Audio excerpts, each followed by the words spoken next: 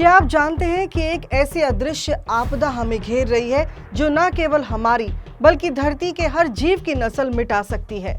वैज्ञानिक इसे silent fertility crisis कह रहे हैं। इंसानों और जानवरों को प्रकृति से मिली सबसे बड़ी देन यानी प्रजनन क्षमता अब एक विनाशकारी खतरे की कगार पर है। वैज्ञानिकों की भविष्यवाणी डराने वाली है कि एक समय ऐसा आएगा जब ना इंसान बच्चे पैदा कर पाएंगे और ना ही जानवर।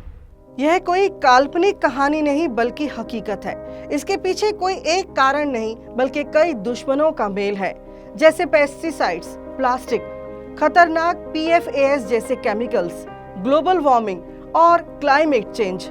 ये सब मिलकर जीवों की प्रजनन क्षमता को अंदर ही अंदर नष्ट कर रहे हैं। वैज्ञानिकों का कहना है कि आज दुनिया में हजारों मानव निर्मित यानी सिंथेटिक केमिकल्स मौजूद हैं, जिनमें से केवल 1% ही सुरक्षित माने जाते हैं। ये केमिकल्स शरीर में पहुंचकर उन हार्मोन्स को रोक देते हैं जो शरीर के विकास और प्रजनन के लिए जरूरी है। पिछले 50 सालों में पुरुषों और महिलाओं दोनों में बांझपन की समस्या बढ़ी है।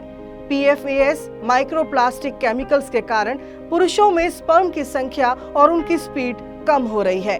पुरुष जनांगों की भी समस्या बढ़ रही है, जबकि महिलाओं की फर्टिलिटी पावर में 40% तक की कमी आ सकती है।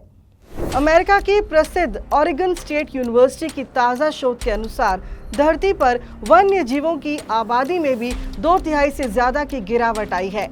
अलग अलग जीवों पर इन केमिकल्स का अलग असर होता है, जैसे माइक्रोप्लास्टिक जैसे केमिकल्स कीड़ों का जेंडर तक बदल रहे हैं। पायरेथोराइड्स नामक केमिकल के कारण मछलियां और मेंढकों के अंडे देने की क्षमता घट रही है और प्रजनन की सफलता दर गिर रही है।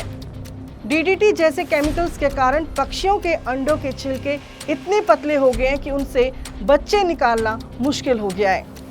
थलेट्स नामक केमिकल से समुद्री स्तनधारियों में भी गर्भपात और समय से पहले जन्म की समस्याएं बढ़ गई हैं। सिर्फ केमिकल्स ही नहीं, ग्लोबल वार्मिंग भी इस संकट को बढ़ा रही है। बढ़ता तापमान और ऑक्सीजन की कमी जानवरों में भारी तनाव पैदा कर रही है, जिससे उनकी फर्टिलिटी खत्म हो रही है। वैज्ञानिक डॉक्टर सुजैन M. ब्रेंडर के अनुसार इंसान और वन्यजीव एक ही इकोसिस्टम का हिस्सा है। अगर वन्यजीव खत्म हुए तो पूरी चेन टूट जाएगी और अंत में इंसान भी नहीं बचेंगे। वैज्ञानिकों ने चेतावनी दी है कि नस्लों को खत्म होने से बचाने के लिए प्लास्टिक पॉल्यूशन बढ़ने से रोकना होगा, अंतर्राष्ट्रीय समझौते करने होंगे, केमिकल्स की सुरक्षा की कड़ी जांच जरूरी है और साथ ही क्लाइमेट चेंज को रोकने के लिए ठोस कदम उठाने होंगे। बात अब सिर्फ पर्यावरण की नहीं, हमारे अस्तित्व की भी है।